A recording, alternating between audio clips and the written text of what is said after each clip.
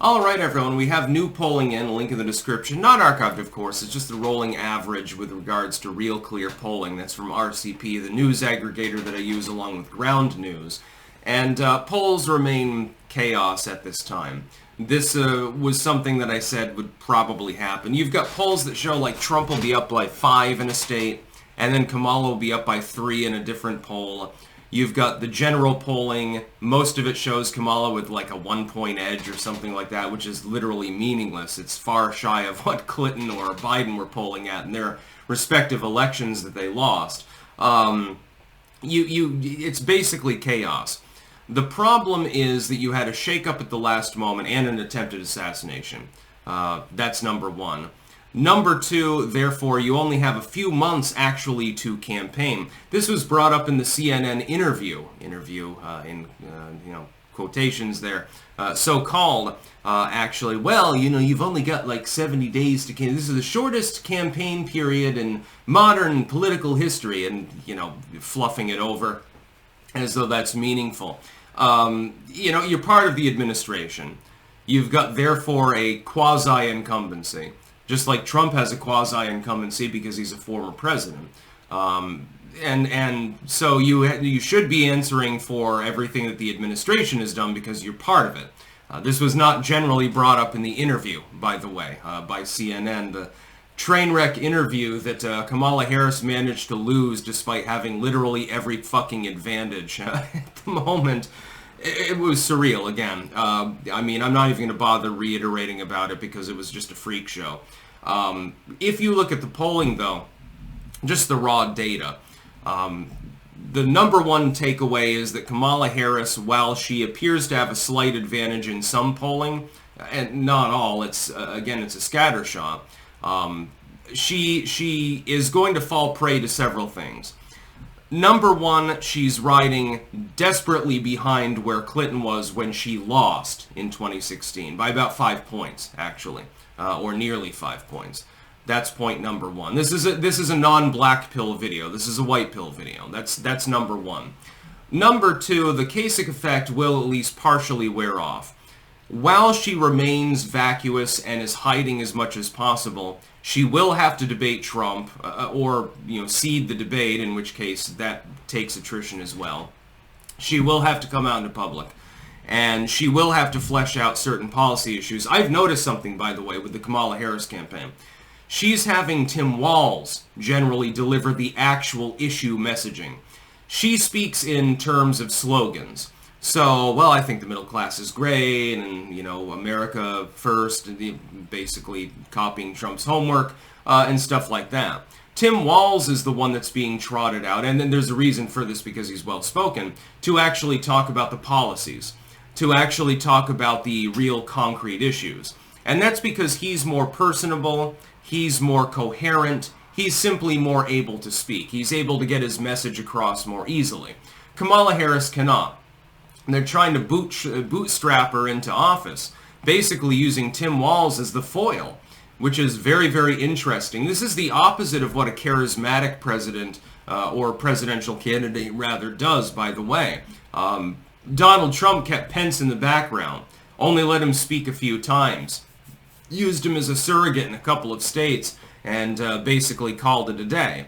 With Kamala Harris, it's quite the opposite. It's almost that Tim Walz is running for the presidency, and she's the running mate, because she can't communicate well. You may have noticed this dynamic. By the way, this is something to point out to your liberal friends to get them on board the Trump train and say, look, effectively you're voting for Tim Walz.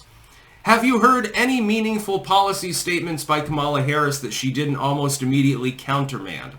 Well, go ahead and watch the interview. Yes, I recommend that every left-winger considering voting for Kamala does watch the CNN interview.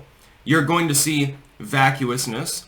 You're going to see a lack of any meaningful policy proposals, other than those that she's, when pressed on it, other than those that she's gone back on her word about with regards to fracking or something like that. It was quite something. It was quite a spectacle. The polling is chaos, therefore, because people don't understand what Kamala's policies are because she's not making them clear. Kamala is a newly minted candidate as well. Again, there was baggage from the Biden administration that she needs to be saddled with because she was part of it. But that hasn't happened yet because she's hiding. Wait till the debate, and then the polling will become a little bit more clear. My suspicion is that she will lose in the debate quite handily, assuming that it happens at all, and that she will then recede in the polls quite significantly. That'll be on September 10th. I will definitely be live reacting to that, by the way. Don't worry, that's definitely going to be a thing. The polling is chaos. We can't glean anything meaningful from it. It's all over the place. It depends on the polling firm and their methodology. Some of them, by the way, adjust for, and we talked about this on the quartering on Wednesday, when I was co-hosting with him. By the way, subscribe to the quartering. He's a cool dude. We talked about this. The polling samples are also being weighted in some cases. This is why you're getting that differential. In some polling firms, they're weighted, and in some, they're not. They don't fix for voter registration. So you're getting like a 10-point gap between Trump and Harris, depending on the poll. So you'll see like Trump is up by 7 in Pennsylvania. Well, he can't help but carry the state if he's plus 7, right? But then here's another poll, plus 5 for Kamala Harris. Well, she can't help but win the state if she's at plus 5. And you have, in some cases, a double-digit gap between the polls. It's inexplicable. I mean, I've never seen quite something like it. I mean, 2016 polling was a little bit wonky.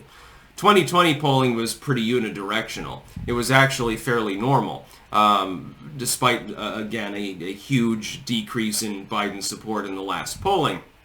But I've never seen anything quite like this. If the election were held today, though, I would suspect that Trump would win.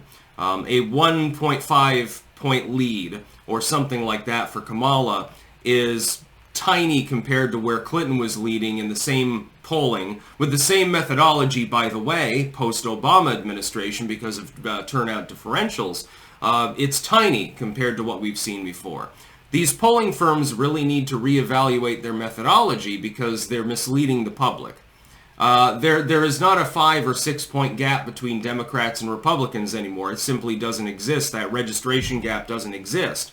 And in some states, it's moving in the opposite direction, like in Pennsylvania, mainly due to Scott Presler's actions. By the way, he's definitely getting invited to the White House, I think, if Trump wins re-election for his work there in Pennsylvania. Follow Scott Presler as well, and he'll teach you what you need to do. It's not just knocking on doors. He will teach you how to register people to vote.